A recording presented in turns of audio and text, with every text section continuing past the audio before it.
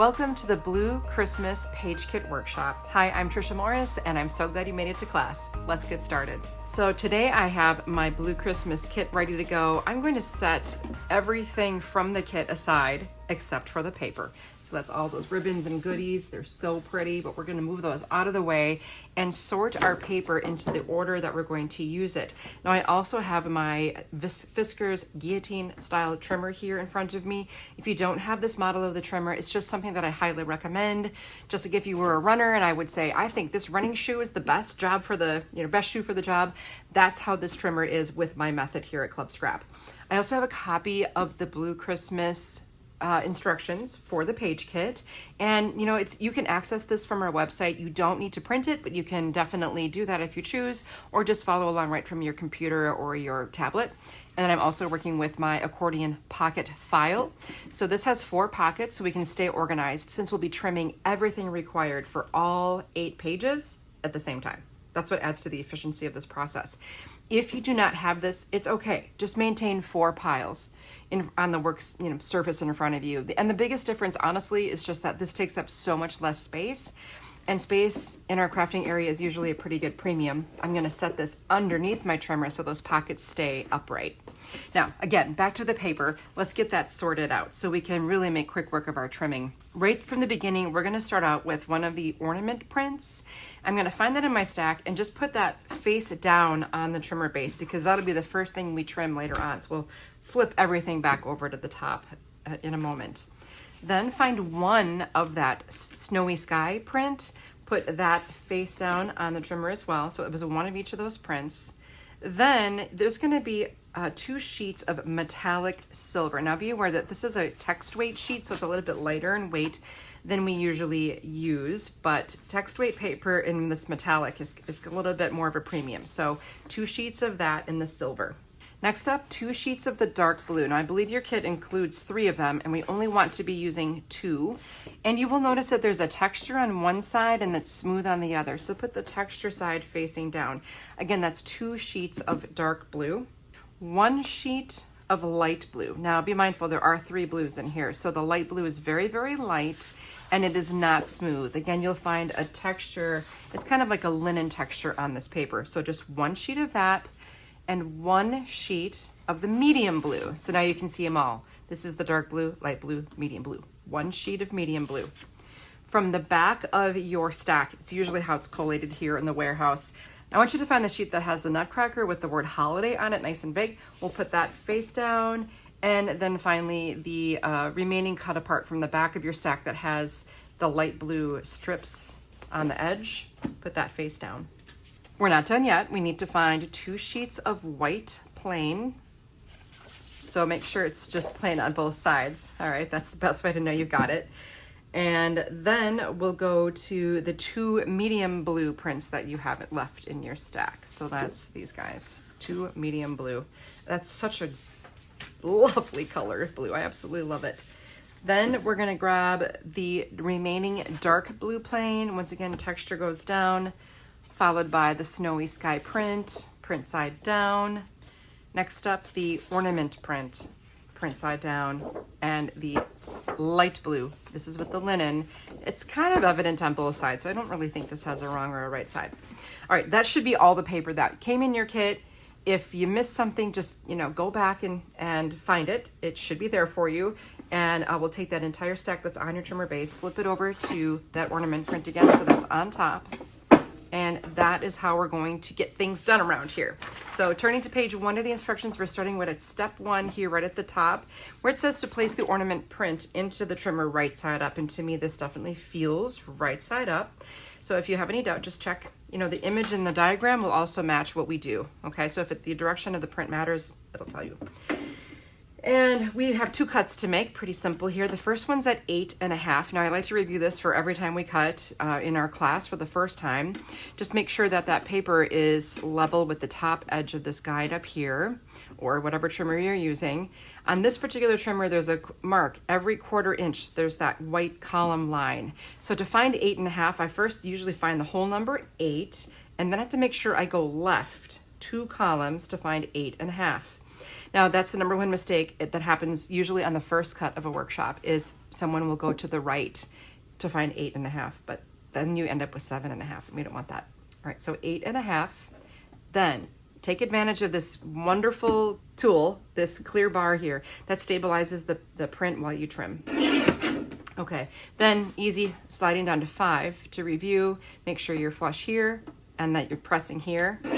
And also that you're not moving the paper that lands until I have you move it. That way I know where the paper is and you know where the paper is. If you're picking up and moving it, I don't know where it is. All right, where did you put that?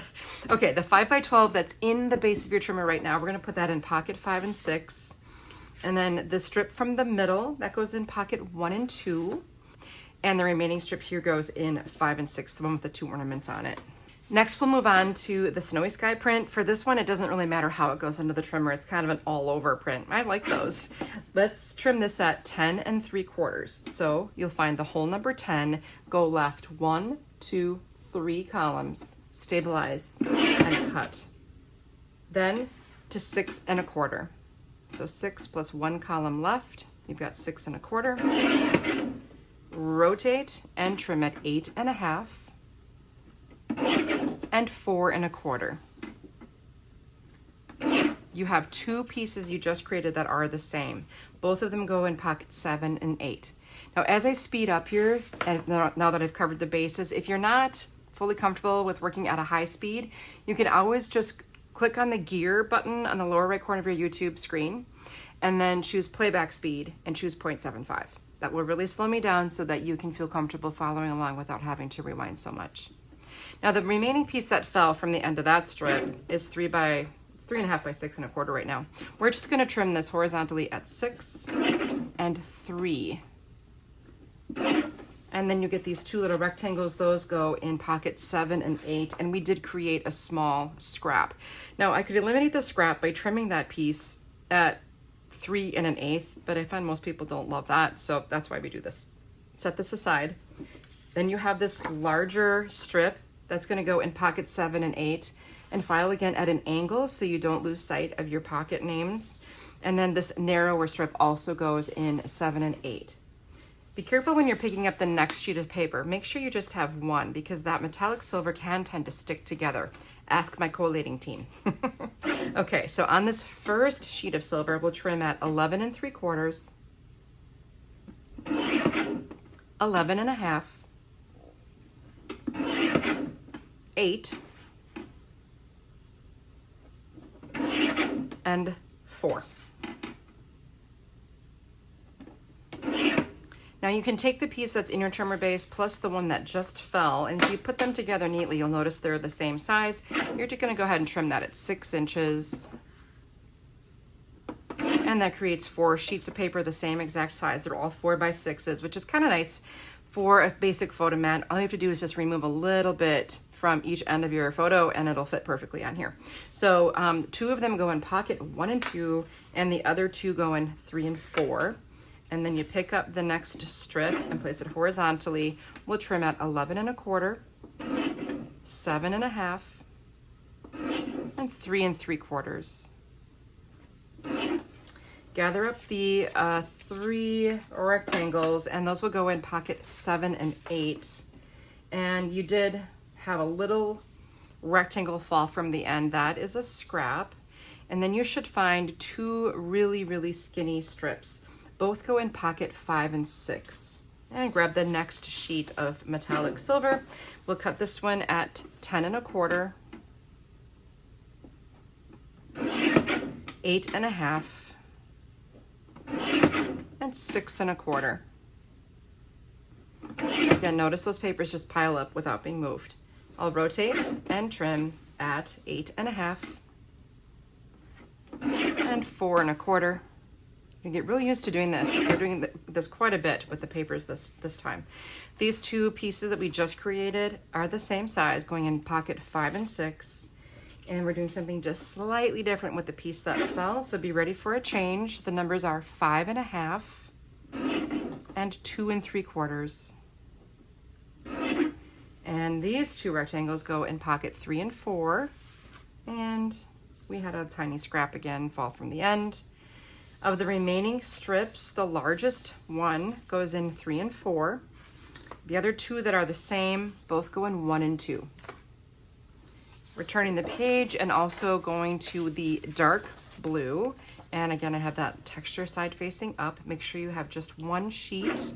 And we'll trim here at 11 3/4, 11 1/2, 10 3/4, 10, bear with me, 8 1/2, and 5 1/4. Rotate that 5 1/4 inch piece so it's horizontal. Trim at 11 1/4, 7 1/2, 3 3/4. And you'll be able to gather 3 pieces that should be the same size if all went well. Place those in pocket 1 and 2. And we did have a rectangle fall off the end. We're going to scrap that. Pick up the next strip. This is 3 1/4 by 12 right now. We'll trim at a really big number, 11 3/4, 9 1/2, 6 1/4. So this long narrow piece goes in 5 and 6. Then you have a square for pockets 7 and 8. You'll have a small rectangle for pocket 1 and 2, and a tiny scrap. The next widest border strip here, that goes in 3 and 4. Then all the rest of these narrow pieces, there are 2 larger and 2 smaller. They all go in 7 and 8. And we're moving on to the next sheet of dark blue. So we're over halfway there. Good work. We're going to start here at 10 1/2 on this dark blue. And then 6 1/4. Once again, we'll rotate and trim at 8 1/2 and 4 1/4. Kind of a standard way to make some photo mats out of a 12 by 12. These 2 mats go in pocket 1 and 2. And the rectangle that fell from the end will cut at our usual 6 and 3. So first 6, then 3. Gather the 2 pieces that are the same for pocket 5 and 6. And once again, a tiny little piece fell from the end. This next strip will trim at 6 1/4, again to get another nice photo mat. The 6 1/4 inch piece that you just created from your trimmer base goes in pocket 1 and 2. The shorter one that fell, that goes in 3 and 4. And then you have a border strip for 5 and 6. All right, moving on to light blue now. This is a really pale blue. Once again, we'll trim at 10 1/2 and 6 1/4. Rotate, cut at 8 1/2 and 4 1/4. We did this exact thing last time. Both of these go in 5 and 6. Once again, we'll pick up the little piece that fell and trim the same way at 6 and 3. These 2 pieces that are the same, 3 and 4. There is your little scrap, the mandatory tiny little 1/4 inch scrap. And then this wider strip here, trim at 6 1/4 to get another photo mat. And place that one in 7 and 8. The one that fell, that's a little shorter, that goes in 1 and 2. And this strip goes in 5 and 6. Moving right along, we have our medium blue next. This is going to be a little different. We'll start at 10 3/4. So 10 plus 1, 2, 3. 10 3/4. 9 1/2. 6 1/4. All right, now rotate that medium blue so it's horizontal. And once again, we're making more photo mats. 8 1/2 and 4 1/4. Both of these pieces go in pocket 3 and 4. And then we'll once again make our smaller mats, trimming at 6 and 3 on the little piece that had fallen from the end. So 6 and 3. Gather these 2 pieces for pocket 3 and 4. And we do have another little scrap. The next strip, which is now 3 1/4 by 12, goes in the trimmer horizontally. Cut at 10 1/2, 8 1/4, 6, and 3. The piece you just made plus the one that just fell, those should be the same size for pocket 7 and 8. Then the next 2 pieces are the same size. One goes in pocket 3 and 4, and the other in 5 and 6. This little one that fell from the end, we are going to trim it at 1.5. So even for a piece this small, just make sure you support it with that little plastic bar there, and you'll get 2 squares. Oh, I was supposed to go 3 and 1.5. So 3, and then 1.5. But I had to put my piece in that wasn't square and make it a square. Now I have squares. Sorry about that. Human, you know. All right, both of these squares go in 7 and 8. So again, if you hadn't trimmed it, you would trim at 3 and 1.5. Now we have these narrow strips. They're the same for pocket 3 and 4, both of them in there. And we finally arrived at our Cutaparts, where we have to begin by removing the perimeter of the sheet, because there's some text there that says remove paper outside of corner cutting guides. The goal here is to arrive at a perfect 12 by 12 with those little guides trimmed away.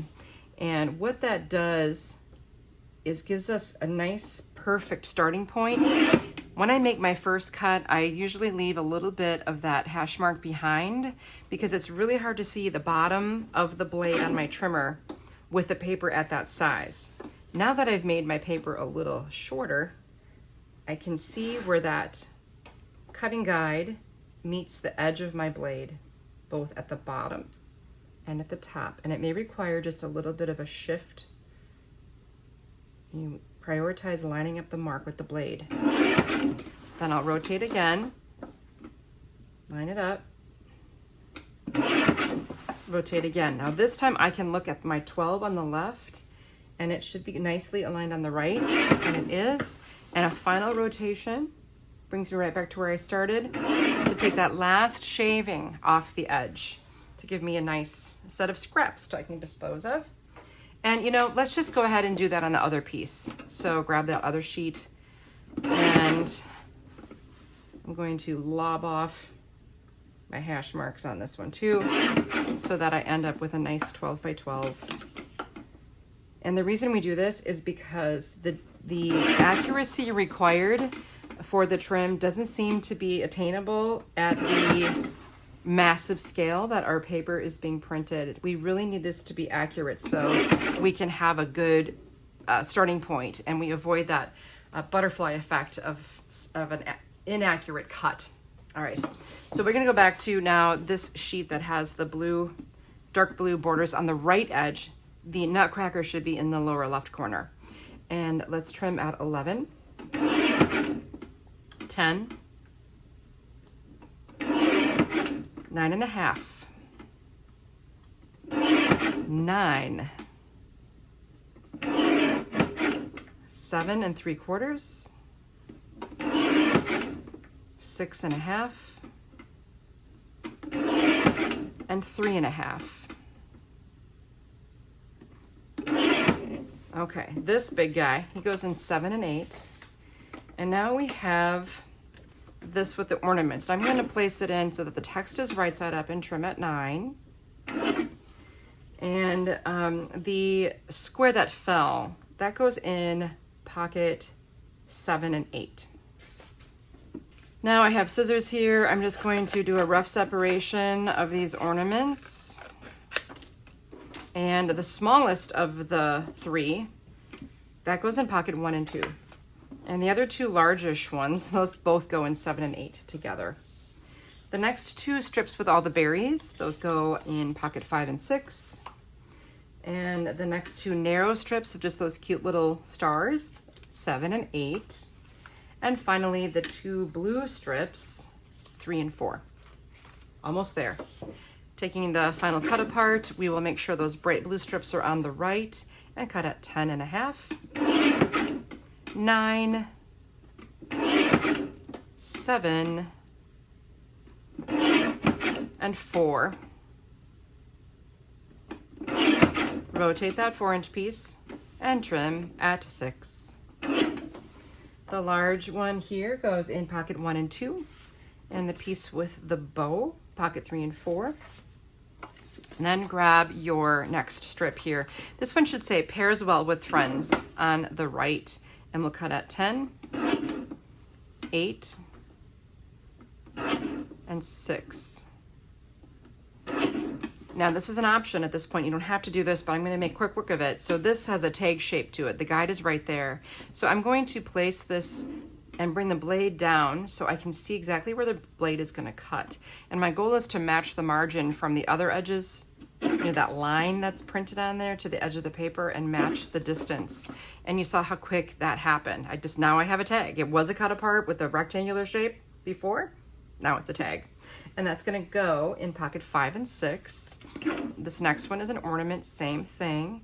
Now, if you want to be even more precise about these angle cuts, or if you don't feel confident using this, you can use scissors. The most precise way is with a craft knife and cutting mat. This ornament also goes in 5 and 6. We have the holiday cheer journaling prompt, and I will just angle cut that for pocket 1 and 2. And the pairs well with friends. And again, I just like getting this done during this phase. And that's going to go in 3 and 4. That was your last cut, I think. The Nutcracker, 3 and 4. And then the 2 bright blue strips, 1 and 2. And all I have left now are some little triangles. I'm going to get rid of those. And we're ready to dry fit our pages. And all that basically means is we're going to place all the pieces where they're going to go without adhering them. And then we'll do that from layout number 8 to layout number 1, so that when it is time for you to finish your pages, number 1 will be on top, every piece will be in its place, adhere, and then just add your memories. Okay, so I'm going to lock my trimmer blade, support my accordion pocket file while I move the trimmer out of the way. And now, from now on, this is going to lay on its back because the trimmer is what holds it up. All right, now the trimmer's gone, so it needs to lay like this. I'll move that out of the way. And I'm going to take the entire remaining stack of paper that I have here and then stack it neatly and slide just the top sheet to the right. So now 1 stack of paper, all the sheets remaining here, and then this one is on the right. What that does is give you what should be the base for layouts 7 and 8. Let's take a look. I'm going to turn to page 4 in my instructions, 7 and 8. It says 2 12 by 12 white planes, left base and right base. Bingo. Now, to find everything that goes in layout 7 and 8, I'll grab my accordion pocket file and remove the contents of the pocket labeled 7 and 8. Nice. Now, typically I do like to distribute all of the pieces from my hands rather than from the table, just because picking things up one by one can be a little bit frustrating. But if you don't feel comfortable with holding things in your hand, it's okay. It's just a recommendation. So I'm going to start out by putting this large piece of the starry sky print right up here on the top edge of the page. And then there's going to be 2 starry sky rectangles. Now pay attention to the order here, because when you glue this down, this is probably the order you'll want to do it in. Next, you can take one of the medium size, or it's not the smallest size blue, we have even smaller, but do you see how it nests right in there? And you can do the same thing on the upper half of this page, right up against that starry sky print, the blue strip followed by the little starry strip. Okay, so notice on the lower left side where that border strip is, that is underneath the things that are placed next. So that's going to be the starry sky piece here. Then one of those narrow strips with the holiday. This is like a puzzle. See how it fits perfectly? And then the other narrow strip. Looking fantastic. All right, what else can I add? This is going to go right about here. Oh yeah, this little square that fell, we can add 2 little cute guys there. There is a dark blue square. Got to tie in that dark blue a little more. I'm going to let it overlap this a little and add the sentiment there. Across the top, these are not perfectly square. They're rectangular, and I think that the tall way is the correct way to go there. 2 horizontal blue, and then to the right will be the 2 horizontal starry sky. And see how that puzzles in so nicely. And then from your embellishments, I just grabbed a pre-made bow These will be fussy cut. And by fussy cut, I mean not all that fussy. Just take scissors and follow the little glow line. Okay, I mean, I'll just show you how fast this is, and you can do it with me if you like. So glow line, and I've got my kind of my little detail scissors. This is just my favorite scissors. I use it at home and abroad, at work, at crops. It's really all I use. This and my fabric scissors. And you can see this doesn't take long. Plus, because Jacqueline adds that glow, you get a nice sticker-like look without all that trying to get around all the leaves and, you know, sprigs and things. If you have a hole punch or a crocodile, you can use it to add a little hole at the top of the ornament. And you can do the same thing for this other one and just add a little hole above the bow. For the remaining tips, I'm going to show you on the finished layout how this all worked out. Here is the page 8 all stuck down. I did use my grid ruler to help maintain the spacing. Do you see how it's just all equal? The space between every single one of these things is 3/8 of an inch. That's 3 cubes on my grid ruler. And this looks lovely on there. Added my bow with a glue line. On the facing page, then you can see how I finished this off. Now I always add things like the crystals. Oh, those are so pretty. I add them at the very, very end. Like when my page is completely done, that's when I go back and add those things. Now, what I like to do is put the glue, and I used our bookbinding glue applied with the needle tip applicator. I put the glue down where I wanted the gems to go and brought the gem to the glue rather than trying to glue the gem and stick it down. It's just so much easier. Do you see here that I threaded some of that sheer organza? We got a lot of it in this kit for you, so you can be generous with it. I threaded it through, like I poked it through, kind of like that luggage tag attachment. So I made a loop, threaded it through, brought it around, and I hung the ornament onto the page. You can see this one's been elevated with foam adhesive. This one just flat on the page, just to add some variety of depth of field, and then top this one with another one of those pre-made bows. So easy. You didn't have to make the bow at all. Okay, that is layout 7 and 8. I hope you're loving this kit. I'm gonna slide, get rid of this. I'm gonna slide the base for layout 7 onto 8, and then scooch one more sheet over. Now should reveal 2 sheets of the medium blue, and that's what you're gonna find is required on the image for 5 and 6 on page 4 of your instructions. Now, taking everything out of the pocket labeled 5 and 6, this time we'll begin with our larger ornament prints. Now this one is gonna be on the right side, and then the one with the 2 ornaments will be on the left. To help us transition from this color to this color, let's add a little transition color by way of this pretty silver strip. So much power in a little 1/4-inch piece of paper. Okay, then here I think a good spot to continue would be to place 2 horizontal metallic silver mats. And then on this side I used the light blue strip nested with the berry Cutapart that does not have the text. On the left side of the layout, I had 2 photo mats in the light blue that were angled, slightly overlapped, and they will overlap into this area. Just try to avoid letting that point to that corner to touch either the strip or the edge of the paper. Let it go a little past. And then across the bottom, I have 2 horizontal dark blue mats. And then in between that, I've got the dark blue and the berry Christmas. On the right side, you can clip the upper corners of the blue mat for this and of the light blue for this. And those are all the pieces. Let's talk finishing touches now from the finished page examples. Everything's real simple. Now here, that's the pre-made bow. Again, a glue line works great for that. And put the glue in the middle of the O, and I used a tweezers to add the gem. Right here, I used a slot punch. So once this was nested, corners trimmed, grab your slot punch, that'll be attached, of course. And this punch is awesome for going through heavy duty papers. I mean, look at that, it's amazing. Then you can thread it with that silver edged ribbon, and all you do is just make a loop. It's only like a 3-inch, 2-inch length of it, tape to the back, and then I attached it with foam adhesive again to give that a little bit of a boost. And I think that's a lovely finishing touch to that layout. You could add crystals to that as well, but I used most of them on the other page. On that facing page, I mean, it's as simple as it gets. Just glue everything down and you're done. Now we can take that medium blue, slide it on over to reveal the dark blue, and then slide him over to reveal the starry sky. That's the base for layouts 3 and 4. So guess what? We get to empty the pocket and we're just cruising right along here to make these wonderful pages.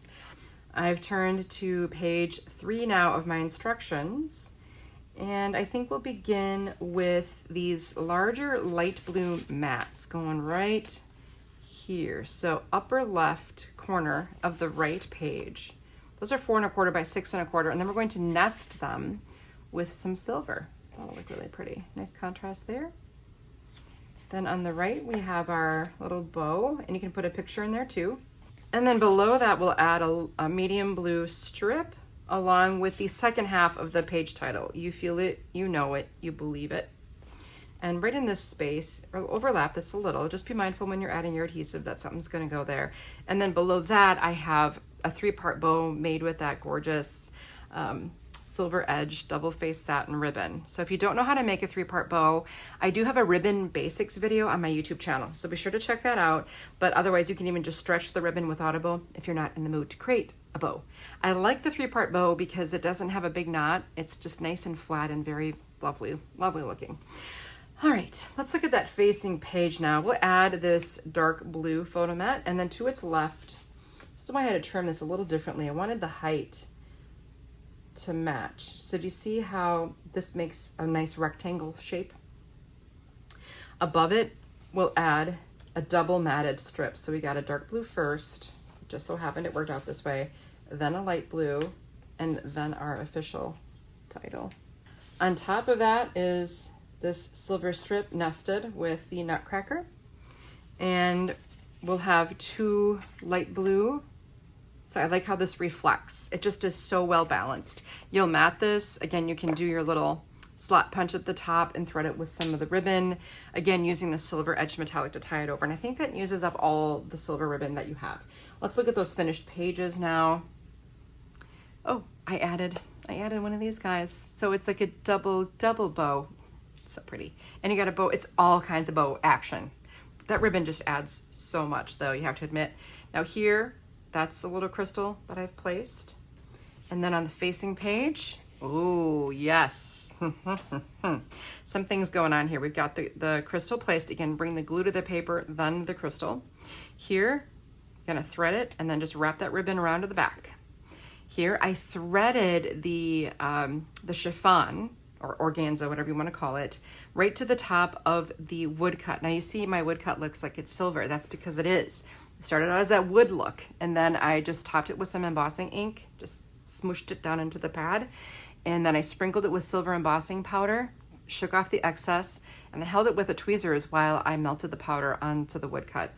It turns it into like a stunning metallic embellishment. Do you have to do this? Of course not. It's your own darn page. So if you don't want to go to that extra step, totally okay. You know that. Okay, now I'm gonna pick up this, slide it on over, and we're rounding the corner to the finish line here, my friends. Let's take everything out of pockets 1 and 2. And what do we have here? I'm gonna start with the blue mats. Okay, we got a couple sizes here. Let's see, the larger ones. Those are gonna go lower right corner of the left page. Then you have 3 of the same size. They're going to go across the top, and I do like how this balances the page. I always try to provide you with an assortment of both vertical and horizontal, but do be mindful. If you have only vertical pictures for this layout, you can put 2 vertical photos on 1 horizontal mat with some creative cropping. Okay, so if I just did it all horizontal to satisfy one person, the other person's going to have all vertical mats. Having a mix forces you to help the page be more well balanced. It's more about balanced. And most photos can be organized to fit within the space provided. Like this could have 2 horizontal photos too if you didn't have a vertical. You know what I'm saying? Just give it a try. It's amazing. Here we have the silver strip with the light blue border, nice and bright. And then we're going to reflect that over on this side. So if you want, you can add this print first. I put the bow up here, and you're going to see why in a sec. And then that goes right up against it, nested with this.